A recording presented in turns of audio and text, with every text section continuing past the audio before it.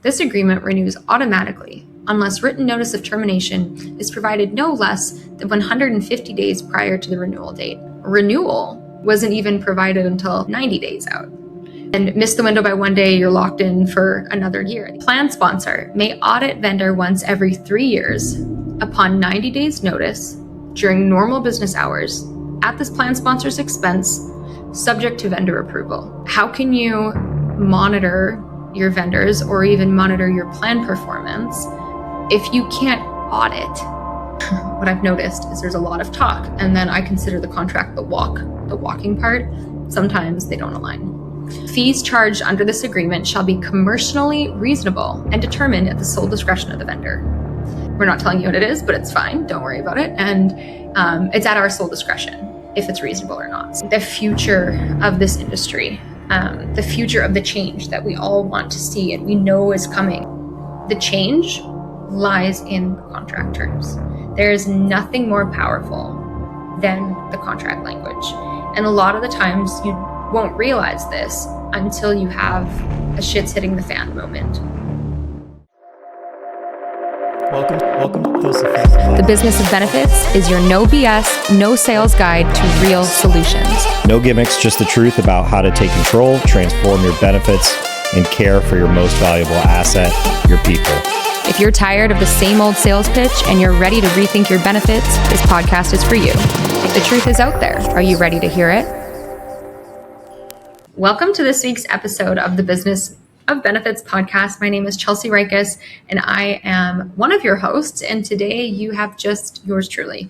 So I'm doing a solo episode. I'm going to be talking about the importance of contract review and forensic contract review and the different ways that Ethos Benefits will look at contracts, and also share about 20 examples, maybe a few less, of contract language that I've seen in the last 3 to 6 months that has frustrated the heck out of me or taught me a good lesson, because that's what this is all about, right? Sharing education. So hopefully nobody else makes the same mistakes.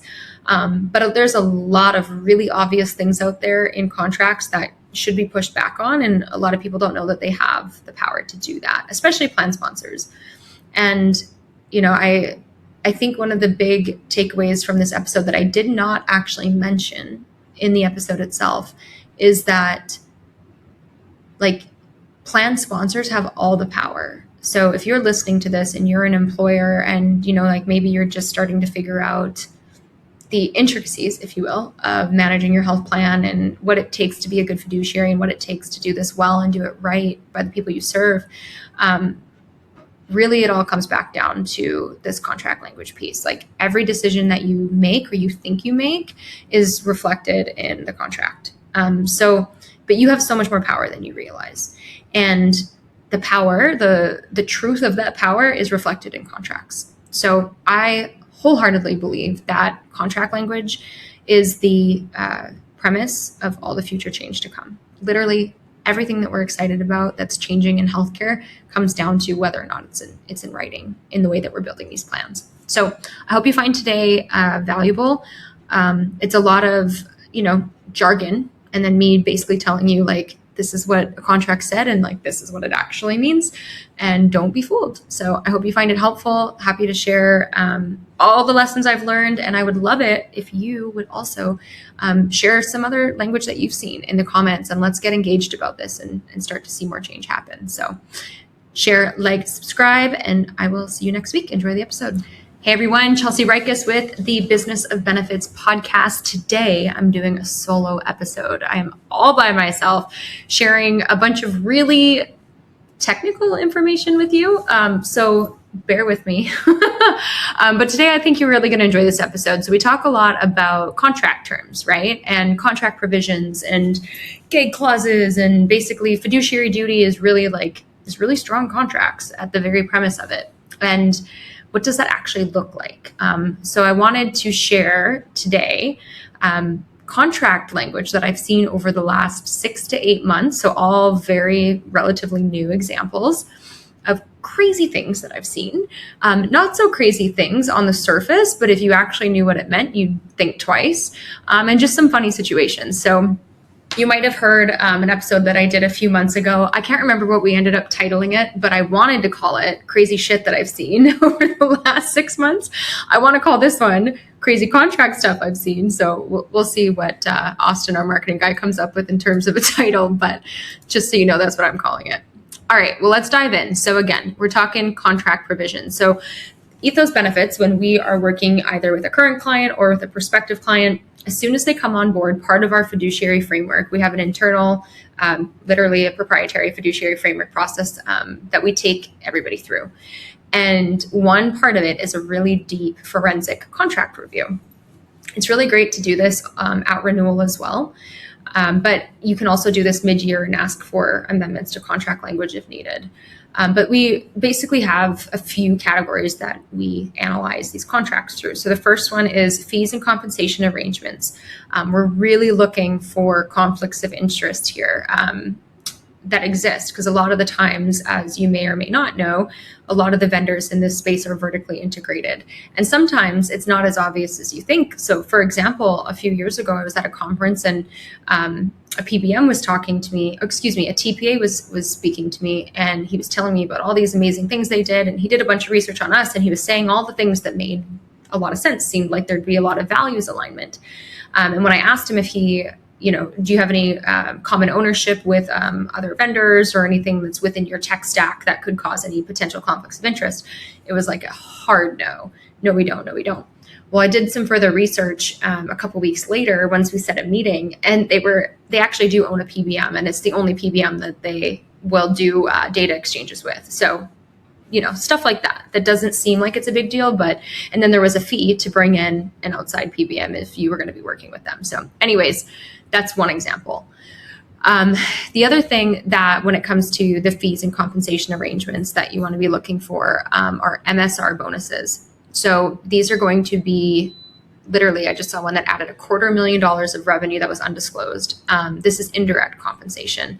And carriers use these bonuses for brokers to drive volume, secure loyalty, and essentially reward high-performing brokers.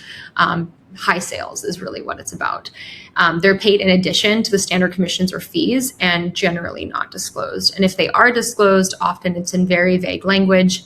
It will say MSR, which nobody knows what that means. And then it might be in super tiny print and font and then give a percentage or something like that. Or maybe it's an aggregate and they can't figure it out. Things to look for. I also saw recently, this one's super interesting, a disclosure that actually said that we have equity interest in the carrier that this company's had for 15 plus years. And it also said that we receive lines of credits and loans from said carrier. So conflicts of interest, that's really what you're looking for when you're when you're doing a contract review in terms of like fees, reasonableness, vendors, that type of thing. The second area that we look at is scope of service and deliverables. So I can't tell you how many times we've spoke to a prospective new client, and they're like, we'll provide our scope of services and our corresponding fee. And then the conversation gets a little confusing because they don't have a scope of services for their current. Or the question might be, well, can you do everything that our current advisor will do from a management program perspective? Sure, so probably. I don't know. What do they do for you, right? Oh, well, they do everything. Send over their scope of services and contract, and we'll go through it and line through like what we do and what we don't, or however it shakes out. And they don't have one. So number one, have one. Number two, you want it to be super defined. So scope of services and deliverables, a really good pointer in this would be to have like milestones for certain deliverables. So for example, writing into contracts. And this isn't necessarily just plan sponsor to advisor, but this is also plan sponsor to carrier or a stop loss vendor or whoever. When you want your renewals dropped, when you expect to have them, and then associating a KPI with that in the performance guarantee section of a contract is also really smart. So if they miss these deadlines and these milestones that we're mutually agreeing on, that there is some sort of recourse for that, right? So scope of services and deliverables is the second sort of lens that we're looking through. The third lens that we look through is the performance guarantee. Got a little ahead of myself there. Service level agreements and then remedies. So a lot of the times you'll see performance guarantees in contracts or SLAs, but they aren't necessarily, in my experience, they aren't necessarily like directly tied to the outcome that you want. So for example, I really highly recommend with this having set KPIs. It can go both ways. I've seen when plan sponsors are like, oh, if we're unhappy in any way, we want XYZ. And it's like, well, that is super, super subjective, right? Like, how about we have real KPIs? And that's actually a good point to bring up, because having KPIs for every single vendor is a great way to monitor your vendors, which is one of your fiduciary duties under ERISA. So setting up what does success look like for this particular vendor, and then working those. If you do that on the front end, you can work that into the performance guarantee.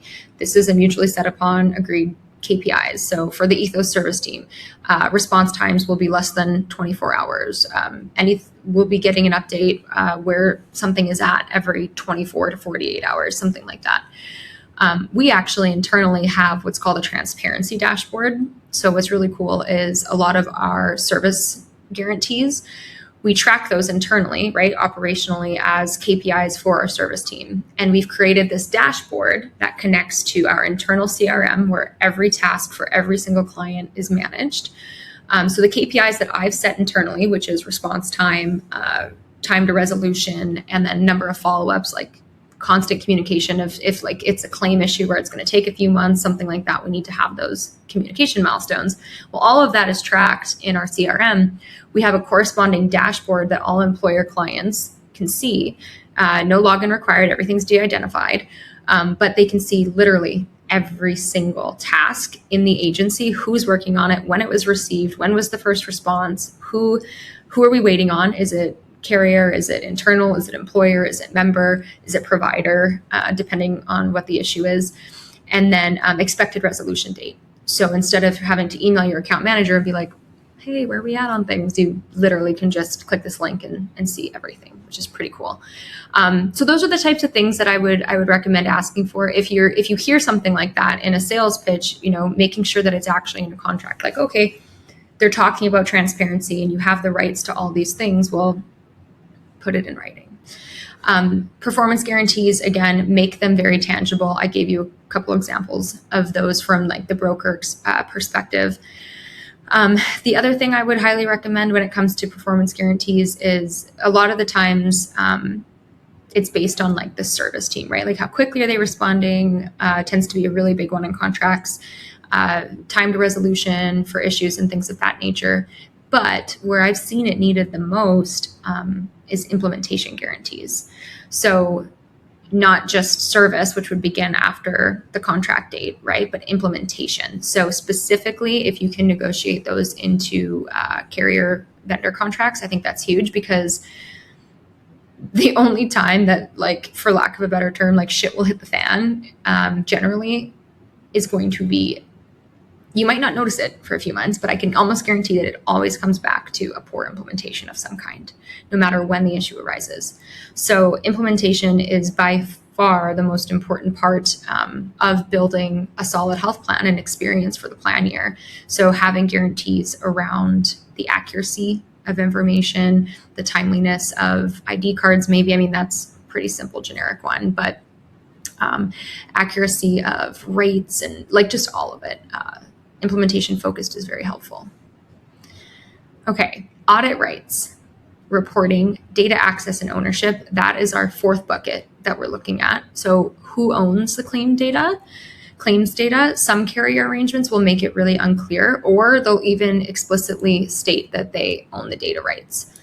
Some vendors, interestingly enough, to like point solution vendors, might not allow you might just assume that you have access to your data and rights to your data. Access is one thing, rights is another. So be wary of that as well.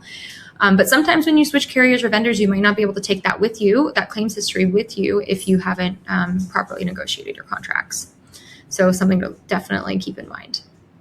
The second last bucket that we look at when we're doing contract reviews is termination, runout, and transition provisions. Guys, I've seen some crazy stuff on this in the last 6 months. This part here is actually what prompted me to do this podcast, because I've been so freaking frustrated, transparently, with some of the super shady termination clauses that I've seen in contracts, specifically for TPAs and mostly advisors.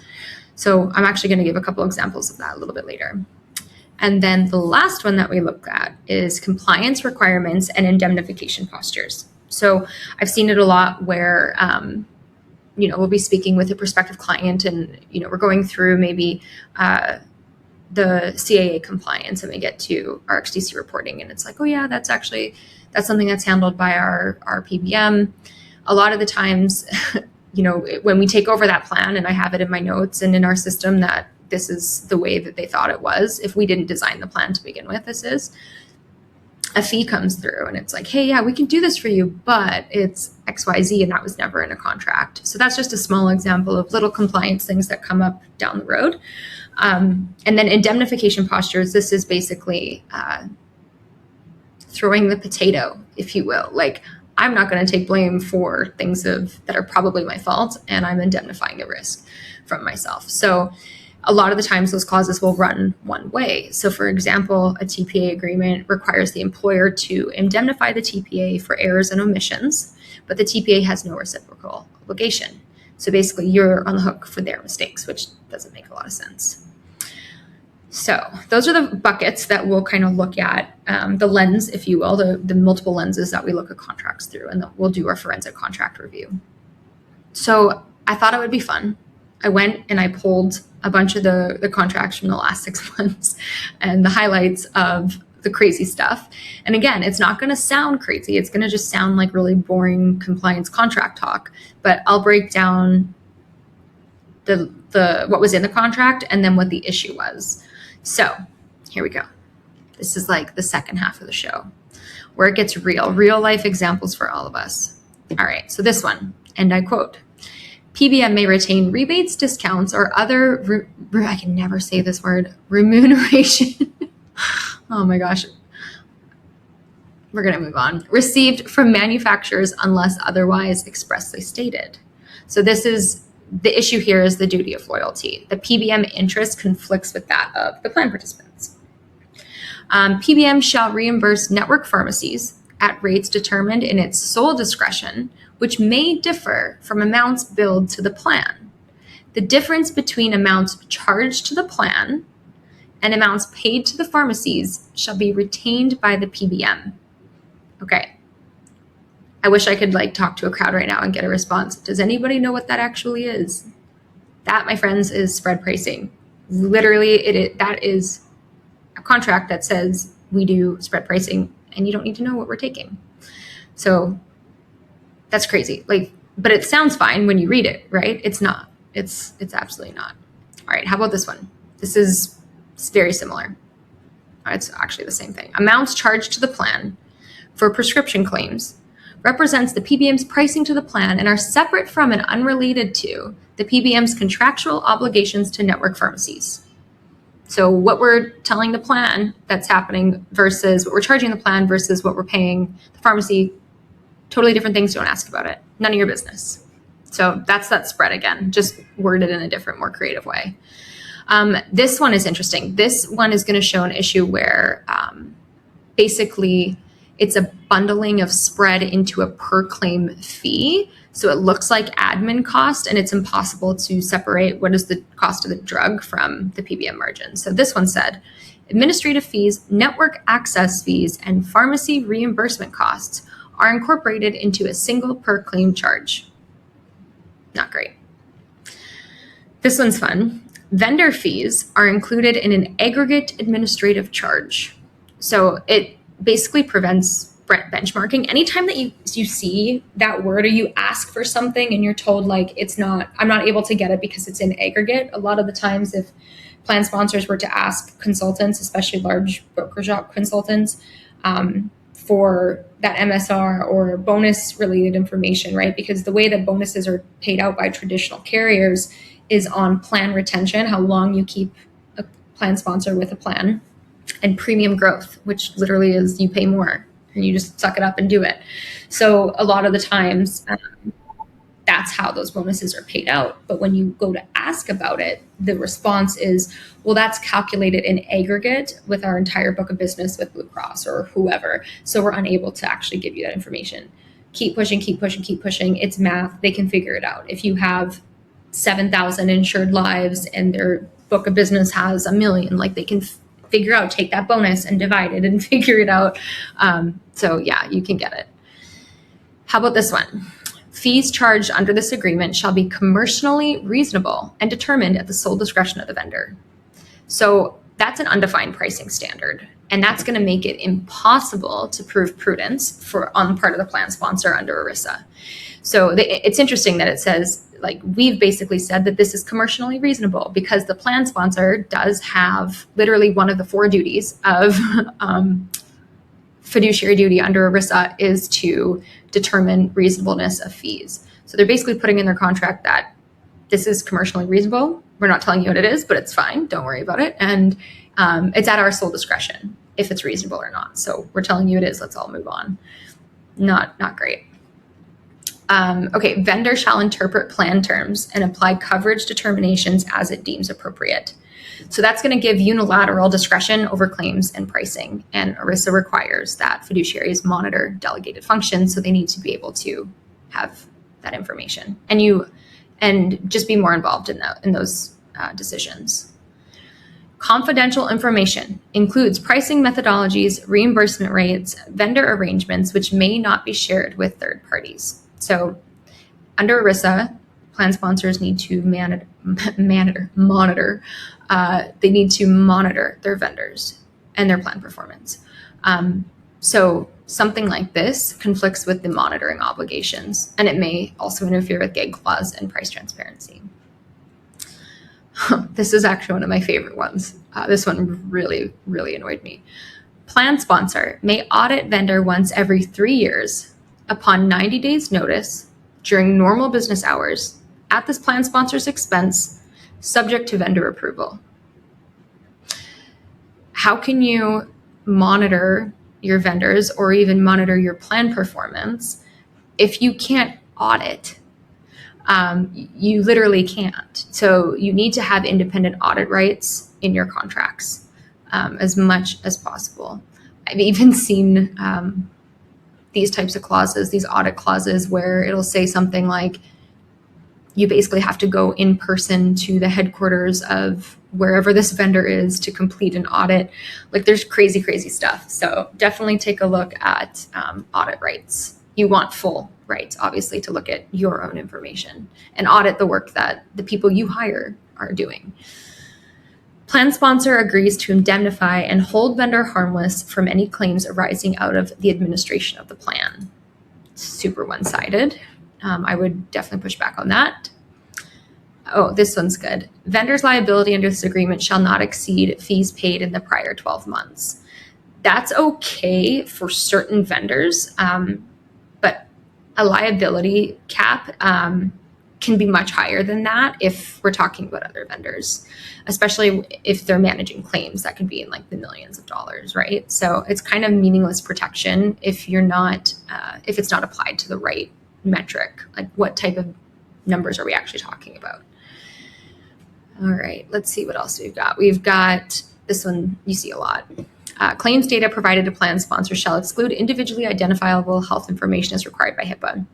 This is routinely used, especially in level funded arrangements or even fully insured arrangements that do offer limited reporting. It's used as a way to block the plan sponsor from the true claims data. So HIPAA actually permits plan sponsors access with proper safeguards, which is funny. A lot of the times that's used. You'll also hear brokers say that a lot of the times is one of the reasons that self-funding is bad or whatnot. And it just shows a real lack of understanding. Plan sponsor may not engage any third-party consultant or advisor to access plan data without prior written consent by vendor. So that's essentially a contractual gag on an independent analysis, which you need to be able to do on your own plan.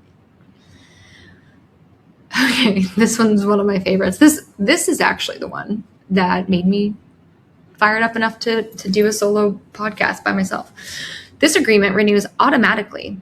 This is a broker to plan sponsor agreement. This agreement renews automatically unless written notice of termination is provided no less than 150 days prior to the renewal date. The real gotcha here is that the renewal for this plan sponsor wasn't even provided until 90 days out, but the termination is 150 days. So you want to make sure that those two things align, right? And miss the window by one day, you're locked in for another year. The interesting thing about this one was, let me see if I have the actual language to share with you guys instead of trying to explain it. Okay, I wasn't able to include that in here, but essentially the way that this one worked out was they needed to, in order to part ways with the broker, they needed to submit it 150 days before renewal. If it was done at any other point in the plan year, so like 120 days before renewal, or let's say after renewal, and they botched the entire open enrollment and they wanted to go ahead and work with somebody new, which is where this issue is arising from. The contract literally stated that if you miss the termination window, even if you BOR, broker of record change, the compensation shall continue to this said broker for the entirety of the plan year. So that's the situation that just arose, where we essentially took over the administration of a group, and a few months after renewal, so like mid-plan year, and we got they got the contract, sent it to us. We saw it. We're like, oh, that's crazy. Like nobody's actually going to enforce that for all these different compliance reasons. Additionally, there was all sorts of proof of, like misreport or inaccurate ACA reporting that resulted in huge fines. Like there were so many reasons that this relationship needed to end. And no, they pushed back on it, and they basically said, like, you've got to pay us for the remainder of the plan year.